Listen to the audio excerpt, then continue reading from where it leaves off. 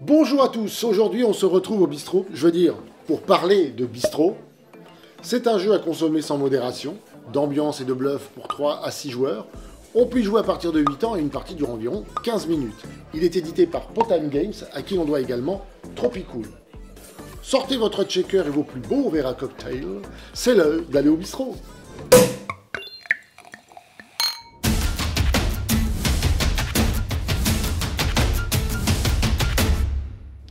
Attends.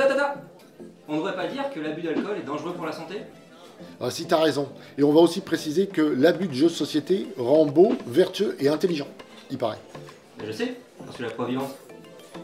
Oui, effectivement, parfois ça foire. Mais revenons-en à Bistrot. C'est un jeu de bluff dans lequel vous devez éviter de cumuler trop de cartes vertes sous peine de devoir payer l'addition trop souvent et de perdre la partie. Jouez donc finement pour piéger vos adversaires.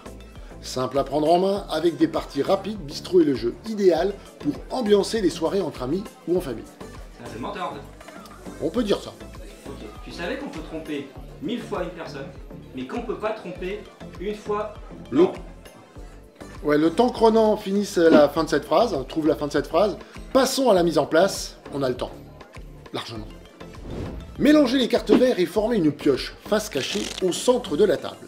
Placez les 4 jetons addition juste à côté, puis chaque joueur pioche une carte verte et la place face visible devant lui. Voilà, vous êtes prêts à jouer. Voyons maintenant comment se déroule un tour de jeu. Prenons, disons, 4 joueurs, qu'on appellera Émile, Simon, Serge et Odile. Simon commence. Il pioche une carte verte, il la regarde et la pose face cachée devant un des autres joueurs. Il choisit Odile. Puis il annonce la nature de la carte. Par exemple, une petite bière. Il bluffe. Pas sûr. Ah si, il bluffe, ça se voit tout de suite. Non, il n'a pas l'air de bluffer. Bref, à son tour, Odile doit faire un choix. Option 1. Si elle pense que Simon dit la vérité, elle dit je te crois. Si elle pense qu'il ment, elle dit tu mens. Dans les deux cas, si elle a raison, Simon récupère sa carte et la place devant lui à côté de celle donnée en début de jeu. Si par contre elle se trompe, c'est elle qui prend la carte. Option 2. Odile voit clair dans le jeu de Simon et annonce la vraie nature de la carte aux autres joueurs en disant « Pas du tout, c'est un whisky ». Si elle a tort, elle garde la carte verte, mais si elle a raison, non seulement Simon récupère sa carte verte, mais en plus il prend une des cartes vertes d'Odile. Option 3. Odile préfère ne pas se positionner et transmet la carte à un autre joueur, disons à Serge. Serge a alors à son tour le choix parmi les 3 options que l'on vient de citer. S'il choisit lui aussi de passer la carte à Émile, puisqu'il n'y a pas d'autres joueurs, ce dernier ne pourra pas choisir l'option 3. Le joueur qui boit le verre, c'est-à-dire qui récupère la carte, relance un nouveau tour en piochant la première carte verte de la pioche centrale. Là j'ai trouvé.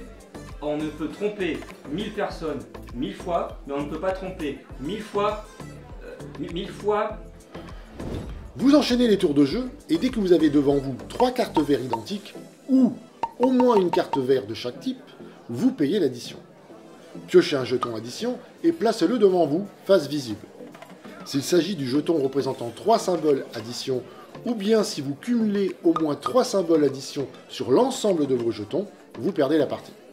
Tandis que tous les autres joueurs gagnent. C'est tout pour les règles de base. Mais pour les plus assoiffés d'entre vous, sachez qu'il est possible de pimenter vos parties avec des jetons miam. Ces jetons permettent de bluffer davantage en ajoutant un accompagnement à votre verre. Par exemple en disant « une petite bière avec des crevettes ». Votre adversaire doit alors décider non seulement si vous mentez sur le verre, mais aussi sur l'accompagnement. Chaque joueur n'ayant qu'un seul jeton miam par manche, il est essentiel de choisir soigneusement le moment où l'utiliser pour pouvoir se tirer d'une situation délicate. Voilà, maintenant vous savez tout sur Bistrot. Ah non, j'oubliais, la boîte de Bistrot est aimantée. Vous pouvez la coller sur la porte du frigo pour l'avoir toujours à portée de main. Des fois que des joueurs s'invitent à l'improviste, bref. J'espère que cette vidéo vous aura donné envie de jouer à Bistrot. Si vous souhaitez en savoir plus, je vous invite à consulter sa fiche produit sur abigames.fr. Le lien est dans la description. Pour ne pas rater la prochaine vidéo, abonnez-vous à la chaîne en cliquant sur la petite cloche. N'hésitez pas à liker la vidéo et à nous laisser un petit commentaire. Ça nous fera plaisir et c'est toujours un bonus de plus pour la chaîne.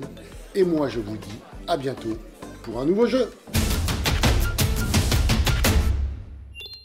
On peut tromper une fois 1000 personnes, mais on ne peut pas tromper 1000 fois une personne. Pascal, j'y suis arrivé! Quoi? Hein? Attends, excuse-moi, j'écoutais pas. Je disais, on peut tromper une fois 1000 personnes, mais on peut pas tromper une fois 1000... Non, non. Ah, j'en ai marre là. Prends un chewing-gum, Ronan.